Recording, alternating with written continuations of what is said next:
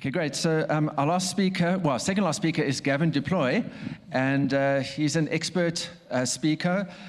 He's a property entrepreneur and a sales strategist, and the creator of 2 respected training programs, Cold Call Like a Champion and The Lost Art of Sales. Please give a warm welcome to Gavin.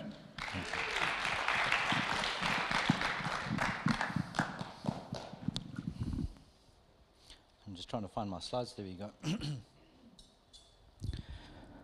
Okay, well, thank you very much for that warm introduction. And just before I get started with my speech, I just want to give a shout out to the event organizers and the speakers today. It's been hugely beneficial. Every time I come to this event, I learn so much. So kudos to you guys, and thank you for everyone that contributed. Give them a warm round of applause there, everyone. Thank you. So cold calling for success, I actually thought about this course, and I'm going to actually let you in on a little bit of a personal, I'd say crisis moments I had over the weekend. I designed a whole program, and we're speaking about AI a lot today, and actually learned a lot on AI to actually do my presentation. I got to the weekend, and I decided absolutely delete the whole thing. I just didn't feel that it was authentic enough and it was coming from the heart enough. I mean, what do we even talk about when we're doing cold calling? What's to say? Who likes it, right? Do you like cold calling? Show of hands, who likes cold calling? Sorry, what's wrong with you? Just joking.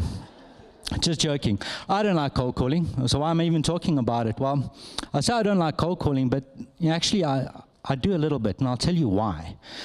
But before I tell you why I like cold calling, I'm going to tell you what. What happened to me that I should actually even care about cold calling? So it actually started a few years back with a company called Masterclass Events. I was doing very well in my sales position. I was a sales manager for a training company, and also big on the commissions, and I was coining it. I was doing it very well, but I felt the song of my heart was calling me to do something different. So I left the company, and I formed my own company. And I ran that company for 14 years, very blessed to do that. And most of that success out of that company, actually 90% of that success came from me picking up the phone. All right, so you can see there, I literally trained thousands of bankers in 16 different countries. We were the preferred training supplier to all of the major banks in South Africa, including the small ones as well. And further to that, even the CEO of Nedbank sat in a few of our training courses. So I'm actually not trying to impress you at all. I'm trying to impress upon you the fact that here I am, starting all by myself with nothing but a phone and a laptop. All right, I have spoken to literally thousands and thousands of bankers across these 16 countries and sold hundreds of seats to our events. And it's not because of anything fancy or expensive, nothing sexy about it, just the phone. So I did very well in that business, and I came to a little bit of a crisis point late in my life. I realized, I'm earning good money from this, but I'm feeling trapped. I actually want to leave this space and go into something more that's a song of my heart. So I decided to pursue my passion, which is property. So why does this matter? Because I used exactly the same principles that I used in my previous business to leverage onto my property business. Cold calling for success. So I'm going to run you through, and also I must just reiterate, I've only been a real estate agent for 18 months, so I'm still quite new in the game. There's many of you out here who has already moved far in your career, and you don't need to do cold calling. You get referral business, those billboard ads are working for you. Then maybe this exact piece is not exactly for you. But for those of you who are not there yet, like me, still starting out in a career, that phone is your golden ticket to making money. So I'm going to talk to you, that first house there is what we call low-hanging fruit. That was my first house I sold, right, 5.6 million. I was very blessed about that one. Everyone in the neighborhood is selling that one. That's why it's called the low-hanging fruit. The easy one, right? Just go see who's selling on the neighborhood, knock on the door, pick up the phone, whatever. I got that one. I sold that one very fortunately on my first viewing. First listing, first viewing, first property, and it sold in a week. Very blessed. God is good. So yes, indeed. And that came from a cold call. Then the second one, that's Tony's house. That was my second property I sold, and that was my first sole mandate. And when I came to that one, that wasn't my cold call, but it was somebody else's cold call that was actually helping me get that listing. So again, now I was using leverage. Again, it was a cold call that got me a foot in the door. That one I sold for 5.2 million. And then I started calling like everywhere, right? So I got a apartment block in Pretoria East. I phoned the apartment block. I got a few listings there and I sold one. So my first transactions, I turned over more than 12 million. And that's all just because of cold calling. Just cold calling, nothing but the phone. So again, nothing glamorous here. But I'm asking, like, why am I telling you about this? Why is this even important in today's age? So, you know, there's many different mediums of marketing. As you know, I've mentioned social media, there's AI. But all of these things come down to you getting a lead that you need to call. All right, the phone is absolutely vital, and your ability to actually manage and use the phone effectively will dramatically increase your earnings. I'm going to give you a few more examples about that a little bit later, but before I start that, I just want to say that cold calling is not something that everybody enjoys, but here's the beautiful thing about cold calling. Cold calling is a skill, and with any skill, you can learn it, all right? And if you practice that skill enough, it becomes an art. And when you practice your art enough, it becomes second nature, becomes natural, becomes easy to pick up a phone and speak to a complete stranger on the other side. So this is not a cold calling presentation, it's just to introduce to you why I like cold calling so much. I'm going to give you a few little tips as well about how to do a cold call. And before you actually start with the call, and to make a good call, it starts before the call. It starts with your preparation and your mindset.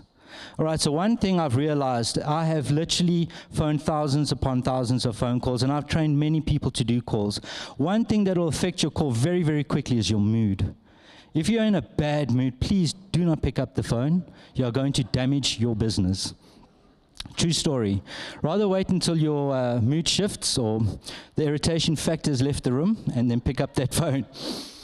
All right, so what helps is make sure you got qualified leads. Nothing worse than phoning the wrong people, you know. So make sure your leads are qualified before you even start, and have your leads and your calls ready for the day. Every time you get into a flow and you got to stop, it distracts from you. All right, so you need to create that space. Set the time aside for when you're going to do your calls and stick to it. Set the space aside. All right, so this is your space now to make money. So no noise, no interruptions, no kids, no partners. That's your space to make money, and be ruthless about it. All right, and further to that, once you've got that going, you've got your call list prepared in advance so you can stay focused. We've done about checking your mood. And here's one that people overlook very often is your physiology. All right, there's nothing worse than speaking to somebody who sounds about to die on the other side of the phone. All right, sound excited. I mean, gee whiz, if you phone me and you sound like you're having a bad day, why are you phoning me and making my day bad? Please. So physiology counts. Stand up. Me, you can see, I like to pace. I'm on the phone, I'm pacing, I'm walking up and down, I'm jibber-jabbering all day, but I need to move around. I need to get my physiology moving. I cannot sit and do cold calls. It's just impossible for me. So check your physiology. Your energy is contagious. All right, and people can hear it. So now you're ready to make your call. All right, you got your leads there, everything's nicely, you got your mindsets right, and you're ready for that call. 4, 3, 2, 1, beep, then you go make your call. But before you make your call, you got to have it right. Strong, opening is very essential. So I wrote a little example here, and this is a small one. All right, it's very simple but very powerful. So I'll run you through it. Hi, Mr. Homeowner, it's Gavin Plooy from XYZ Realty. Thank you for your time. Thank you for taking my call. Much appreciated. The reason for my call is that I see you have a lovely home, and I was wondering if you're considering renting or selling your property. You see, I'm a real estate agent in the area, and I like the opportunity to market your property. It's very simple. It's not rocket science. There's nothing complicated about cold calling.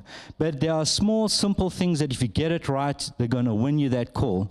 I did a few things there. One, all right, very clear introduction. Open, strong, and be polite. I mean, come on, that's obvious, right? Second thing, lead with the full name. Why?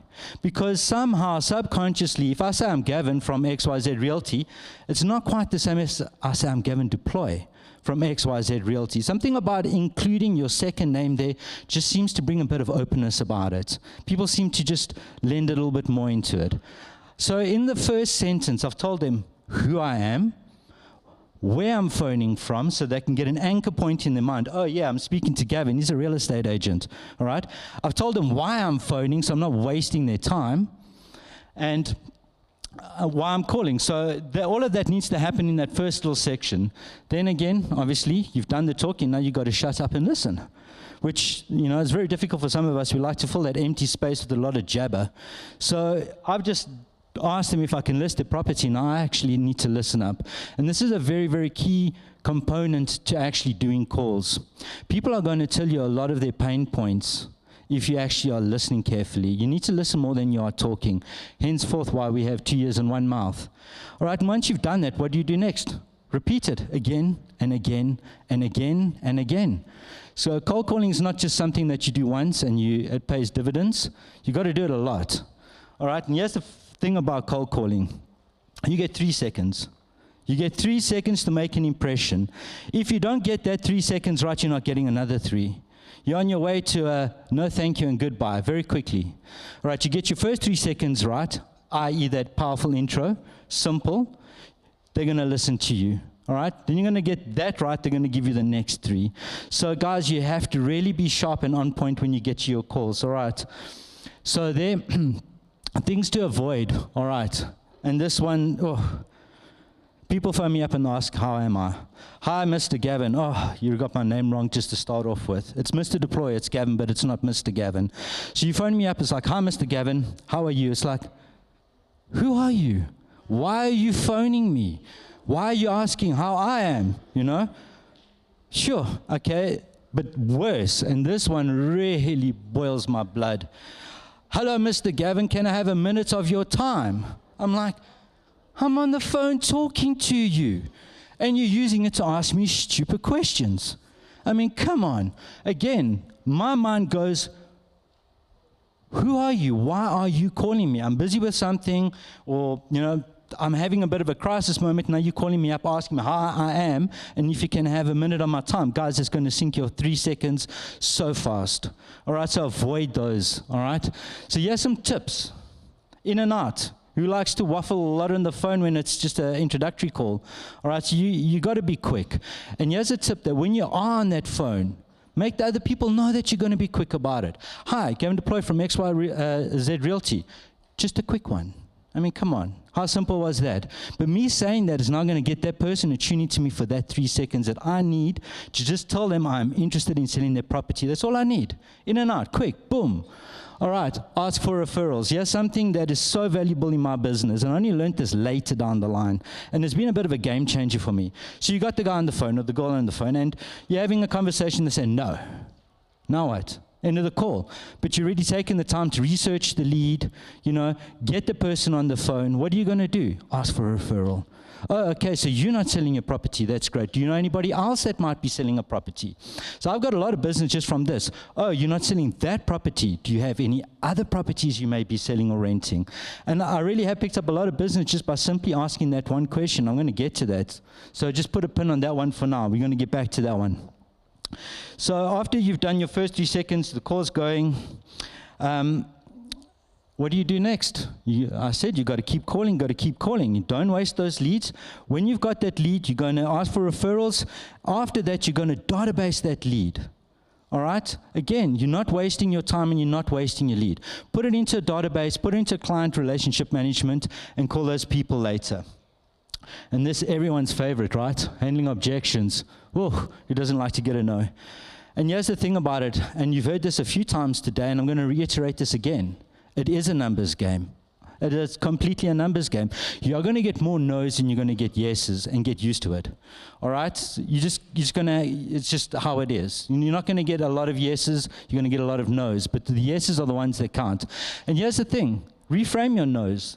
All right, so if it's a no today, and no, I'm not selling today, Phone them back a few months later. They might be looking to sell then, or they might be looking to buy then. All right. So you got to reframe your no's. Don't just say that's a no and move along with your life. Database it, follow up. All right. There's a power in a follow-up, and I'm going to get to it. All right. Yes, we spoke about don't wasting leads. Now I'm going to talk about a follow-up. So I like to call this story the Kenny to Keith story. All right, so let me tell you about Kenny to Keith. So I phoned Kenny in my farming area. Very nice gentleman. He gave me a lot of information. I was still new in the game, and I wanted to understand how he sold his house so quickly. So Kenny told me, Gavin was in great condition, this and that. We had a lovely conversation. I learned a lot from him, just that one phone call. A few months go by, I see Kenny bought that house in the corner there. He's renovating, it looks beautiful. So I phoned Kenny up. I said, hey, Kenny, your house, renovations, they look wonderful, building a beautiful home. I said, are you going to put it on the market soon? Are you going to market the property? It's nearly finished. He says, no, Gavin, actually, I'm going to be living in that one. I was like, oh, my bad. I thought you were going to flip the property. He says, no, I'm going to live there. So I said, that's interesting. What are you doing at the back there? I see there's something going on the back. No, I'm building an infinity pool. I said, wow, that's going to be amazing. Infinity pool with a view. Wow. So I say, so you're not going to sell that property. Do you have any other properties you may be interested in selling? And he's like, no, Gavin, I don't. But you know what? My business partner, Keith, he's going to be looking to sell soon. Why don't you phone Keith? He's got a big house. Maybe you can sell Keith's property for him. So my first sole and exclusive mandate. There we go. All right, 55 million rand luxury property in Pretoria East. So I just want to reiterate and drive home something about this. This took me one phone call, and it took me one follow-up, and I got a 55 million rand listing. All right, rocket science, no. Persistence, definitely. Referrals, definitely. But it just goes to show that with all the mediums that we have available to us, the phone is still a powerful tool. If anything, the real reason that I really like phoning and why I think it's still the most powerful business tool that you can possibly have is because this little thing can change the trajectory of your earnings. So you tell me the market sucks. Well, pick up the phone. I don't have enough listings. Pick up the phone. I don't have enough commission coming in this month. Pick up the phone. All right, guys, I cannot reiterate that you literally have the future in your hands. I have done so much with this thing. It's managed to keep me away from a job, a boss, and a paycheck for 2 decades because I know how to use the phone. So, guys, if I want to leave anything with you, you're feeling frustrated, you're feeling anxious, despondent, depressed about your business, the good news is in your hands. All right, so reach out, make that call, and change your future.